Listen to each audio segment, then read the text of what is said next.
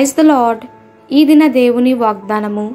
దుష్టులు మరణము నొందుట చేత నాకేమాత్రమైన సంతోషము కలుగునా? వారు తమ ప్రవక్తనను దిద్దుకొని బ్రతుకుటయే నాకు సంతోషము.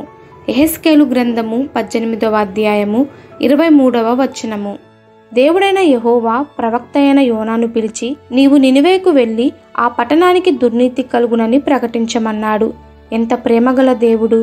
ఆ పట్టణ దోషాన్ని బట్టి వెంటనే నాశనము చేయలేదు, కానీ ప్రవక్త ద్వారా హెచ్చరిక చేయుచున్నాడు. వారు మార్పు చెందుటకు కొంత తరుణము ఇచ్చి ఉన్నాడు. దుష్టులు మరణము నొందుట చేత నాకేమాత్రము సంతోషము కలుగునా? వారు తమ ప్రవక్తను దిద్దుకొని బ్రతుకుటయే నాకు సంతోషము అని ప్రభు చెప్పుచున్నాడు. క్రీస్తు ప్రేమ మన ఎడల చాలా గొప్పది. మనము శత్రువులమై ఉండగా, భక్తిహీనులమై ఉండగా, పాపులమై ఉండగా క్రీస్తు ప్రభు మన కొరకు చనిపోయాడు. దాని ద్వారా మనము మార్పు పొంది మంచి బ్రతుకు బ్రతకాలని కోరుకుంటున్నాడు.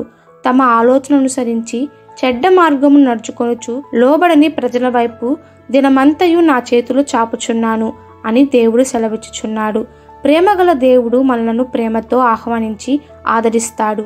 ఆయన ప్రేమను అర్థం చేసుకోకుండా తమ మార్గంలో నడిచే వారినే కాపాడుటకు కఠినంగా గద్దిస్తాడు. అందుకే పట్టణస్థులకు దుర్నీతి కలుగుతుందని హెచ్చరించాడు. ఇది శుభవార్త కాదు, కానీ అర్థం చేసుకుంటే ఇది శుభవార్త. దుర్నీతి కలుగుతుంది, మారుకుంటే దుర్నీతి. దేవుని మాటలను లక్ష్యపెట్టి మారు మనసు పొందిన వారికి విడుదల అని ప్రకటిస్తున్నాడు. కాబట్టి ప్రభు చేయుచున్న హెచ్చరికను, ప్రభు మనకిచ్చున్న వాగ్దానములను గట్టిగా పట్టుకొని ప్రభు త్రోవలో నడిచేవారిగా ఉందాము. ఈ దిన దేవుని వాగ్దానము మనందరి జీవితంలో నెరవేరులాగున ప్రభు కృప మనకి తోడై ఉండునుగాక. ఆమెన్. God bless you.